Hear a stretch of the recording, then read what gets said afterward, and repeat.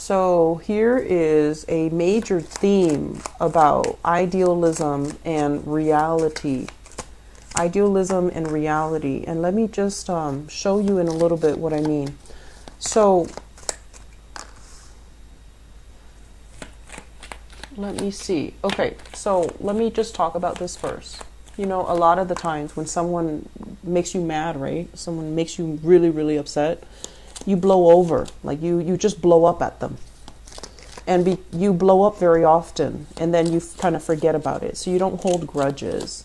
You don't have that type of, I want to say like memory of past transgressions. You don't have a list of all the times that they have, you know, upset you, all the times they have lied, all the times that they have cheated, all the times that they have slighted you or hurt you or undermined you. Because you don't keep all of those things in, you know, so when you're upset, you blow up and then you get over it. And because you get over it, I feel like the other person kind of takes advantage of the fact that you don't commit these things to memory, and then they repeat the same mistakes. And what that does eventually is that without the memory, without the lessons, without, you know, the knowledge of, okay, this has happened before, and it's happening again, without I want to say slowing down and examining what exactly happened before and why is it happening again. We have to understand cycles in order not to repeat cycles. We have to really understand cycles so then we can break these cycles. And I feel like that's what's happening here. Both of these cards are major karmic cards. Major. So we have here the Five of Pentacles, and I usually look at this in private reading as like a karmic relationship. It can be reversed or, you know, in the upright position, but it usually indicates a really difficult relationship where the two people have gone through some very traumatic experiences together as a couple. And in the reverse, it's like they didn't grow from it. They're both so stubborn that they didn't grow from it. In the upright position, they're growing from it, and the karma is no longer there because they have grown. They have kind of learned the lesson that they were supposed to learn in the process of coming together and working through their relationship issues. But in the reverse position, it indicates to me retrenchment, not learning, refusing to learn, refusing to accommodate, and refusing to put yourself in your partner's shoes and seeing what they're seeing, okay? So I feel like, you know, you guys can be very stubborn, in which you kind of gloss over relationship problems, and you might not be able to see patterns. You might not be able to see, and air signs are really good at this. Aquarius and Geminis, they see patterns all the time. And they like to be able to look at a situation, and they find thrill and excitement in being able to decipher patterns. But in terms of like the way that you deal with things, it's more like, let's start this, let's start that, let's start all of these things, but not being able to really dig deep and figuring out what are some of these patterns. It's like a lot of the times with couples, they fight over the same thing. So one day they could fight about, you know, the oven. The next day they could fight about like the washer. And then next week is like about the dryer. But at the deep foundational level, it's not really about the oven, the washer, or the dryer. It's about something else. It's about somebody not doing the work to maintain these appliances. It's about somebody, you know, being lazy, or it's always like a cover for something else. So I feel like when you and your partner argue, you think it's about this, it's about that, it's about something else. But it's all pointing to the same problem. And you're not really addressing these problems. You're kind of glossing them over, okay? So where I'm going with this Five of Pentacles, this is like not learning, not progressing. With the Six of Pentacles as well, this is a card greatly about generosity, okay? But I also feel in the reverse position, it's almost like wanting to, you know, play savior to another person. Feeling a little bit like pity for the other person and wanting to make yourself like martyr to help the other person, to prop the other person up, to kind of like mend their broken wings, and then hoping that they'll thank us, hoping that they'll appreciate everything, all the sacrifices we've made for that person, and then they'll stay with us and love us forever and ever and ever. So I feel like there is this deep kind of twisted sense of dependency. And I feel like using dependency, using somebody's need as a crutch to allow them to stay, or to, allow them to fall in love with you. So this can operate, in both direction. Somebody has been doing this to you, kind of like feeding into your sense of pity, or you are doing this to somebody else, hoping that, okay, they'll see all the sacrifices I made, financial and sacrifices, resources, whatever it is, and they'll appreciate the gesture.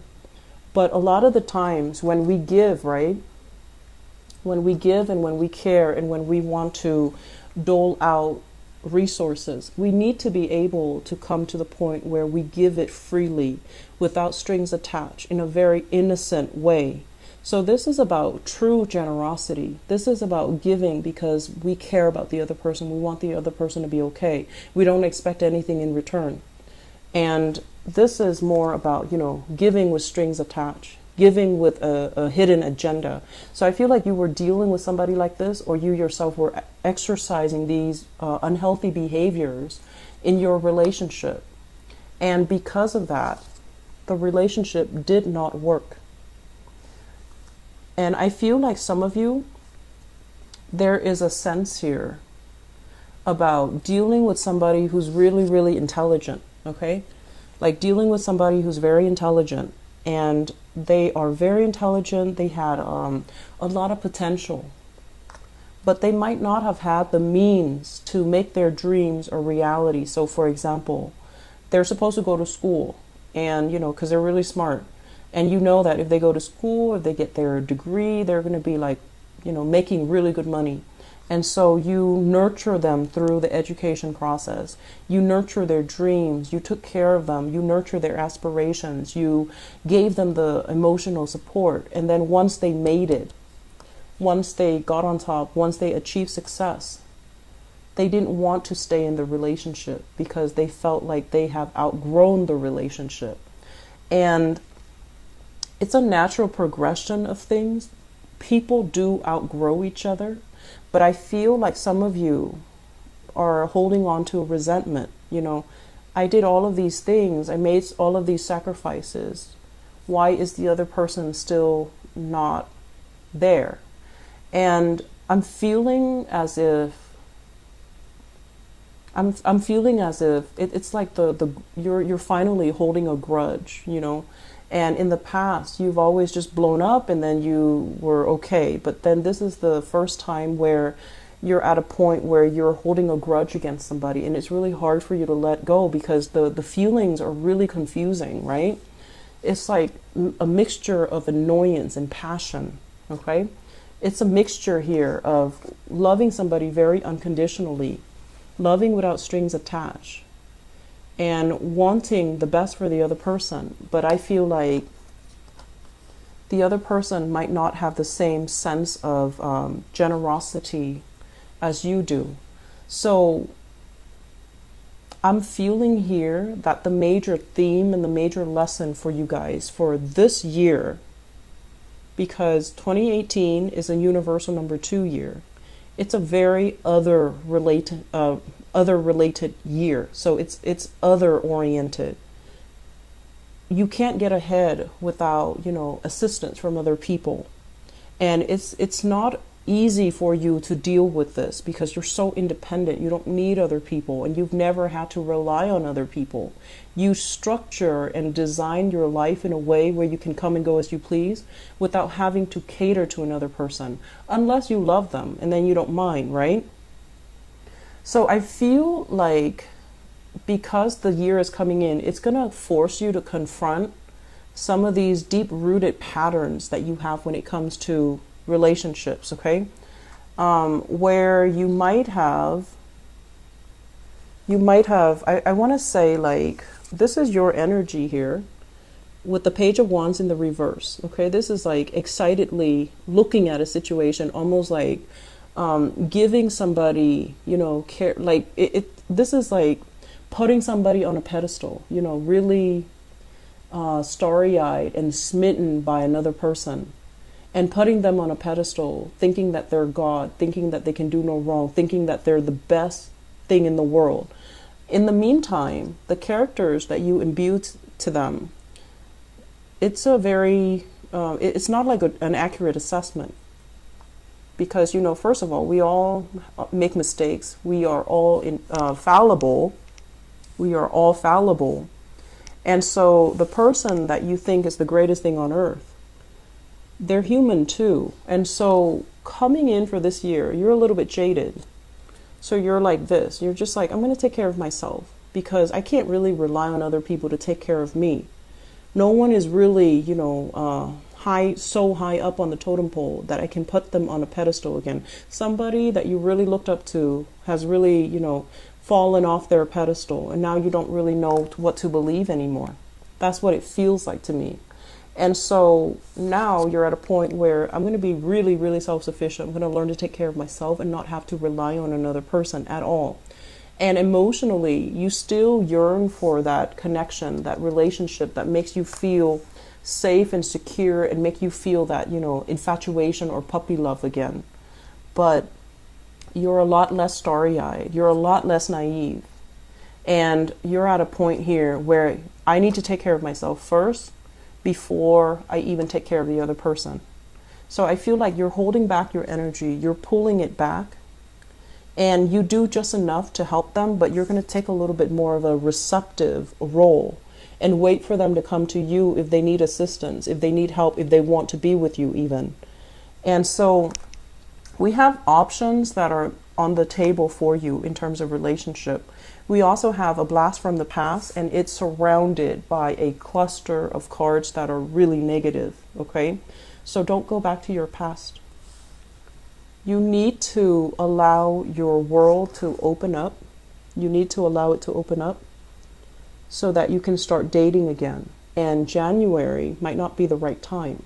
So I feel like you're dolled up, ready to go. You know, looking really attractive, really, really pretty, waiting for Mr. or Mrs. Right to come into the picture for you. And the timing is going to happen for you.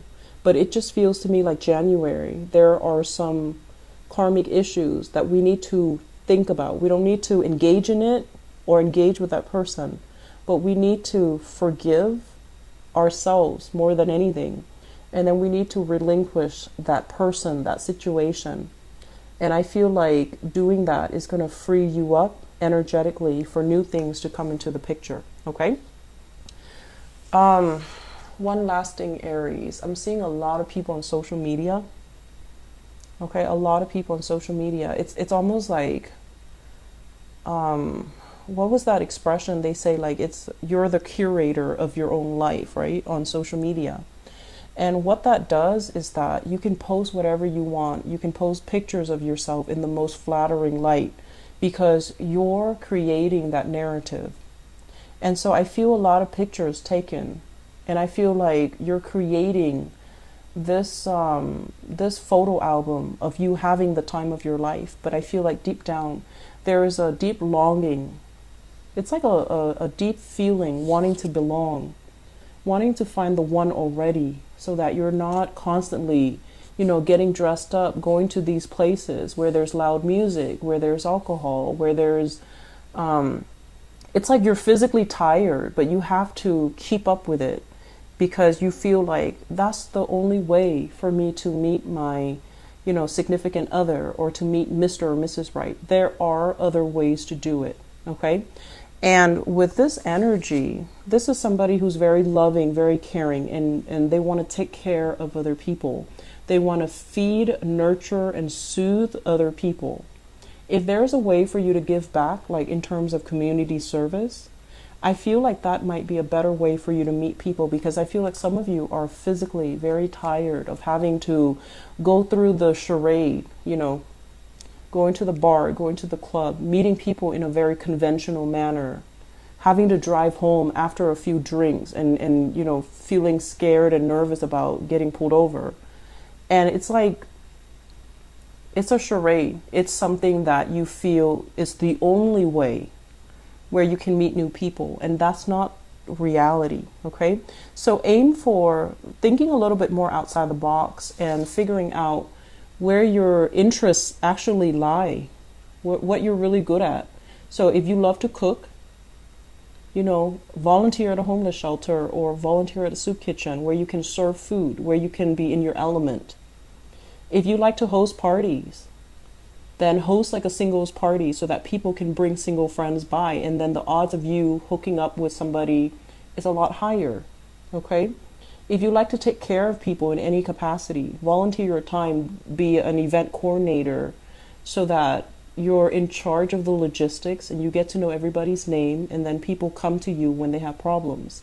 So I feel like there are other ways, and the traditional, conventional way is making you physically tired. Like your body is not, you're not feeling it anymore. Okay? So really be honest with yourself about what's not working and leave that life behind is what I'm feeling. Okay? Aries, I am done lecturing, so I hope the reading has been helpful. Singles, I feel like it's a good month to date, but I feel like you need to find different ways to meet people. Okay? Try online dating. Try online dating. It doesn't have to be so complicated. Okay? And then for others, I feel like you have recently gotten out of a relationship and you're not ready just yet emotionally. And then for others of you, there's a lot of travel and movement, and it might interfere with your dating life, even though you know that a lot of people are like, you're getting a lot of attention, but it seems like events around you are accelerated, so you don't really have time to do anything else. Okay, so prioritize your love life for this year, because I feel like some of you, you're best with a relationship partner, but don't make a relationship partner like a project for you to work on, to nurse their broken wings, and to make sure that you feed them and let them grow, and then when they grow up they don't appreciate the contribution. Okay, so don't let that repeat again. Okay.